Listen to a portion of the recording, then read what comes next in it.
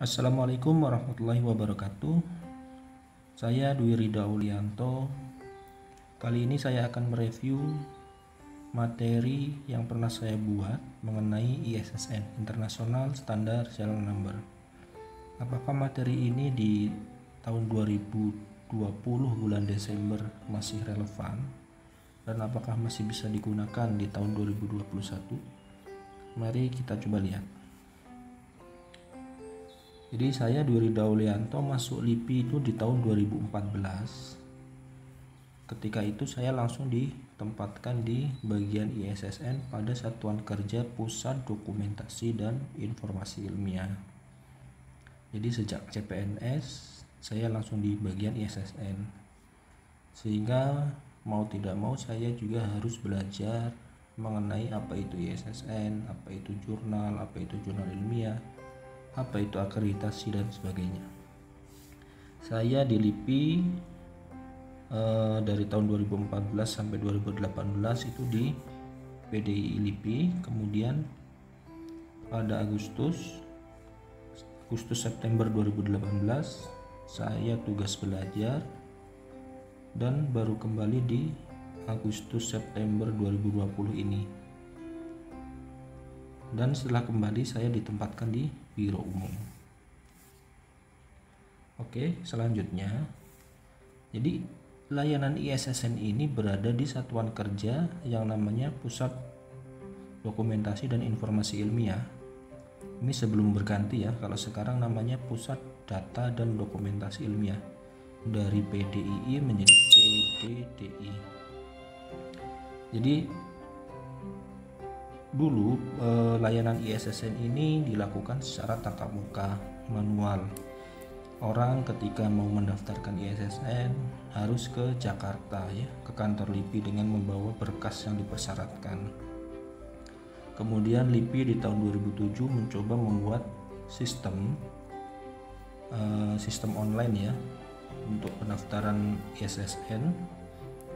Kemudian pada tahun 2008 LIPI mencoba mengkonversi data yang telah ada, data pendaftaran yang telah ada di tahun 2007 ke belakang, dikonversi di tahun 2008 sehingga datanya telah masuk ke sistem ISSN.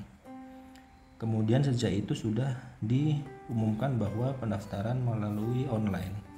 Namun di tahun-tahun itu masih belum familiar apa itu pendaftaran secara online, sehingga tetap pengolah jurnal itu datang ke LIPI untuk mendaftarkan ISSN. Jadi perkembangan informasi teknologi mengharuskan ya layanan itu menjadi lebih cepat. Kemudian penyebaran informasi mengenai ISSN juga harus diterima oleh masyarakat dengan cepat dan tepat, di mana PDII saat itu merupakan satuan kerja yang melakukan layanan publik ya. ISSN ini merupakan layanan publik yang diberikan ke masyarakat, dalam hal ini khususnya pengolah jurnal baik yang ilmiah maupun non ilmiah. Selain itu PDII LIPI juga ditunjuk oleh ISSN Internasional sebagai pusat nasional ISSN di Indonesia.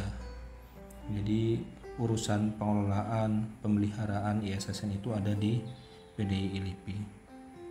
Sehingga untuk peningkatan layanan publik, LIPI mencoba membuat sistem dan mengupdate fitur dan sebagainya agar layanannya lebih baik. Kemudian sebelum masuk lebih jauh, apa sebenarnya ISSN ya? ISSN merupakan nomor unik yang digunakan untuk mengidentifikasi terbitan berkala secara cepat dan mudah, baik yang versi cetak maupun elektronik.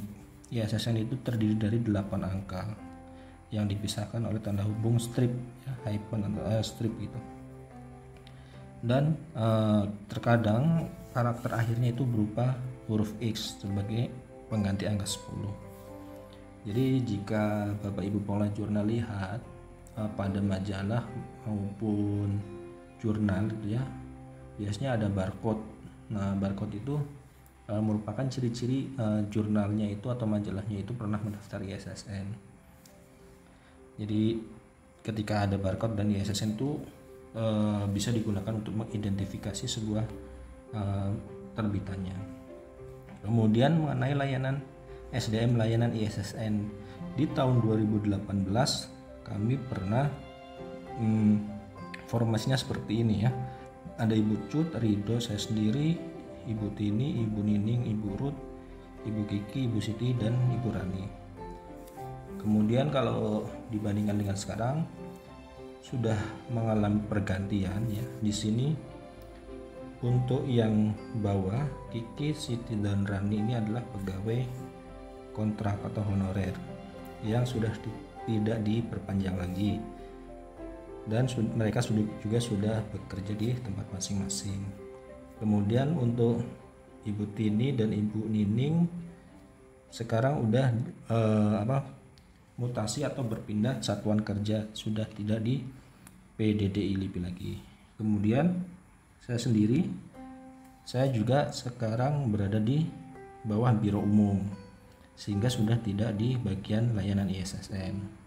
Kemudian Ibu Cut dan Ibu Ruth ini masih tetap di layanan ISSN, ditambah dengan pegawai-pegawai LIPI dari satuan kerja lain yang dimutasi ke PDDI LIPI.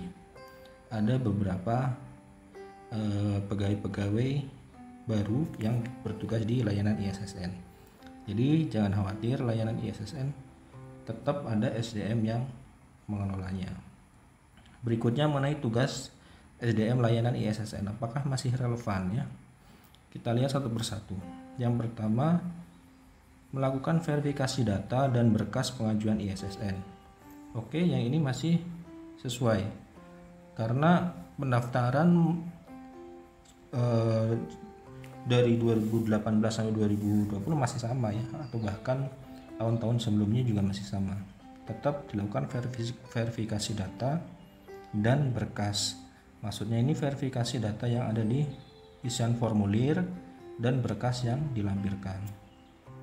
Yang kedua, mengenai menerima konsultasi ISSN dan terbitan berkala, ini masih sesuai karena apapun keluhan atau pertanyaan yang diajukan oleh pengelola jurnal pasti akan dicarikan solusinya oleh petugas ISSN, baik secara tatap muka, telepon maupun email. Ini sebelum adanya pandemi ya. Setelah adanya pandemi nanti ada beberapa kondisi. Kemudian menjawab telepon masuk, ini masih relevan. Namun di pasca pandemi ini untuk telepon, saluran telepon ditiadakan ya. Jadi berarti Februari sampai akhir tahun ini untuk telepon ini tidak ada. Jadi tetap pengajuan itu secara online. Kemudian berikutnya mengenai menerbitkan ISSN dan barcode, ini jelas karena tugasnya adalah itu. Melakukan validasi data pengajuan ISSN, ini jelas. Jadi setelah dilakukan verifikasi, datanya disetujui, sebelum diberikan nomor ISSN dan barcode, petugas mengecek validasi data agar tidak ada data yang salah.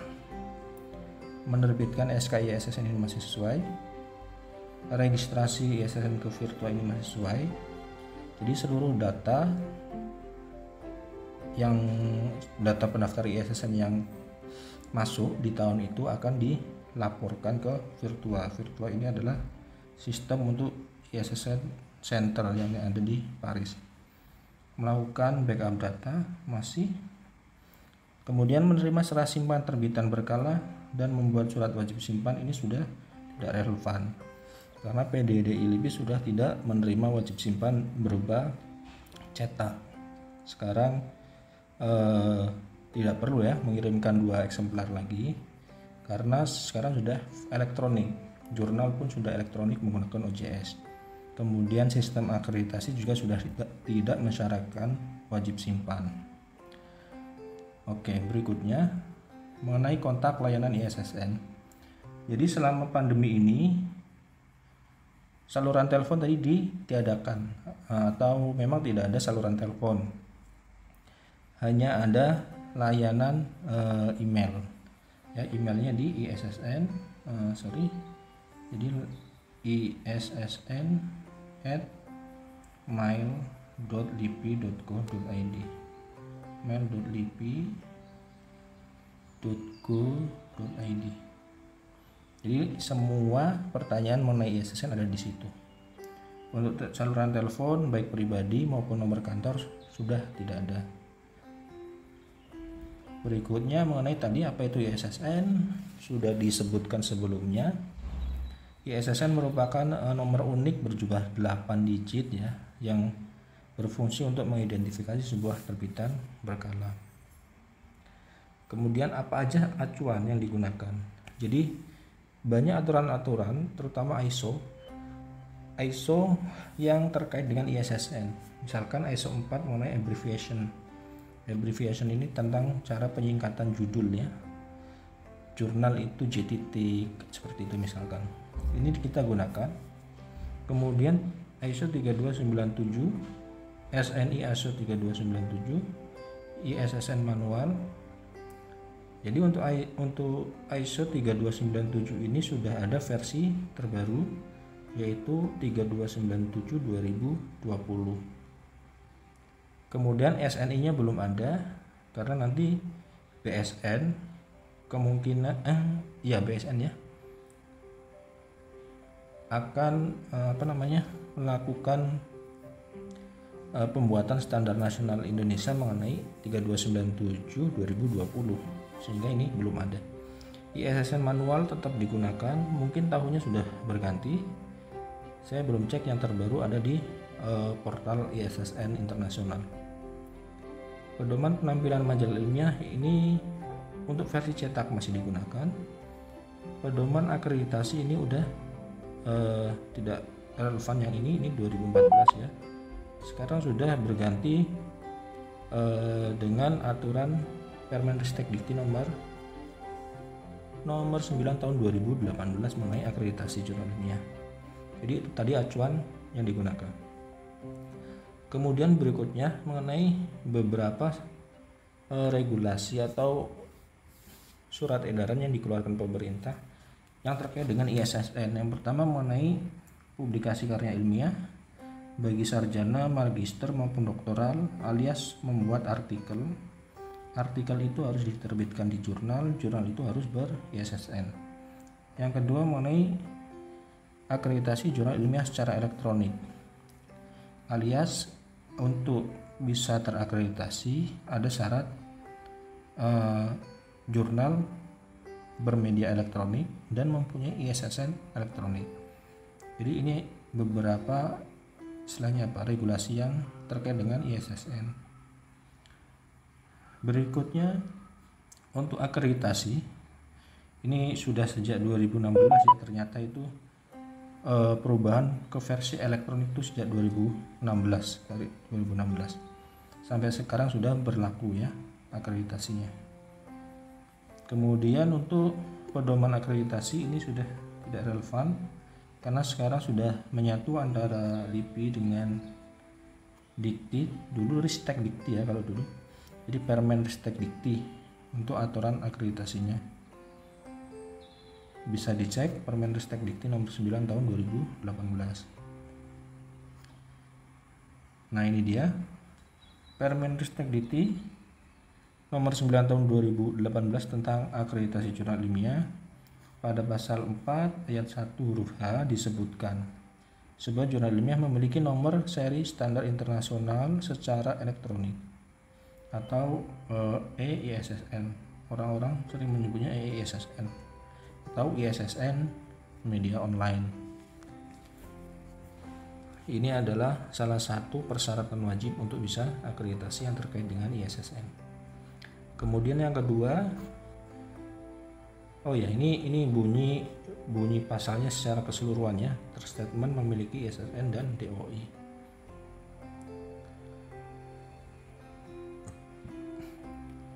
Kemudian kalau ini masih terkait di pasal 14 itu tentang repositori nasional. Jadi jurnal ilmiah yang terakreditasi dapat disimpan dalam sistem repositori nasional. Ristek Dikti punya Sinta ya. Kemudian LIPI punya RIN, repositori ilmiah nasional. Jadi Sinta plus RIN dari LIPI. Berikutnya, persiapan registrasi ISSN. Beberapa hal yang perlu diperhatikan dalam registrasi terbitan cetak maupun online ya. Untuk website pendaftaran masih sama. Jadi alamatnya di issn.pdii.db.go.id. Jadi Bapak Ibu pengelola jurnal yang mau mendaftarkan ISSN itu wajib mengisi formulir di laman issn.pdii.db.go.id. Kemudian sebelum mengisi formulir ada beberapa persiapan registrasi. Ini biasanya untuk jurnal-jurnal baru ya, jurnal baru terbit maksudnya, yaitu sebuah jurnal atau majalah atau terbitan ya, tepatnya terbitan itu harus mempunyai nama atau judul terbitan yang mencirikan sebuah terbitan tersebut ya, baik mencirikan keilmuannya atau isi anti informasinya. Di dalam pedoman akreditasi jurnal ilmiah, ketika nama atau judul terbitan fokus skupnya semakin sempit, itu berarti semakin bagus karena tulisannya akan langka atau jarang ya, keilmuannya spesifik gitu. Kemudian beberapa hal yang harus diperhatikan, nama ini tadi ya, secara ruang lingkup keilmuannya spesifik atau meluas. Meluas ini bisa misalkan sosial kayak gitu ya, maksud pengabdian kepada masyarakat gitu ya, yang bisa banyak subjek. Kemudian bahasa yang digunakan dalam penulisan judulnya, bahasa Indonesia atau bahasa Inggris, sebaiknya ditetapkan di awal karena ini akan terkait dengan nanti ke depannya apakah akan menjadi jurnal internasional. Biasanya kan pengennya bahasa Inggris, jadi sebaiknya dari awal sudah bahasa Inggris, atau kalau sudah dari awal Indonesia ya Indonesia saja, nggak usah diubah menjadi bahasa Inggris. Misalkan jurnal ilmiah atau misalkan Kukila gitu, namanya Kukila ya udah Kukila ya, atau jurnal ilmu Atom Indonesia gitu ya udah Atom Indonesia gitu aja. Kemudian apakah ada subjudul, singkatan, akronim, nama lembaga di dalam nama jurnal terbitan tadi. Misalkan subjudul Pythagoras Jurnal Ilmiah Matematika. Jurnal Ilmiah Matematika ini berarti menerangkan si Pythagorasnya tadi kan. Pythagoras itu misal namanya Pythagoras gitu, subjudulnya berarti Jurnal Ilmiah Matematika. Atau ada singkatannya JKK, Jurnal Kajian Komunikasi misalkan gitu.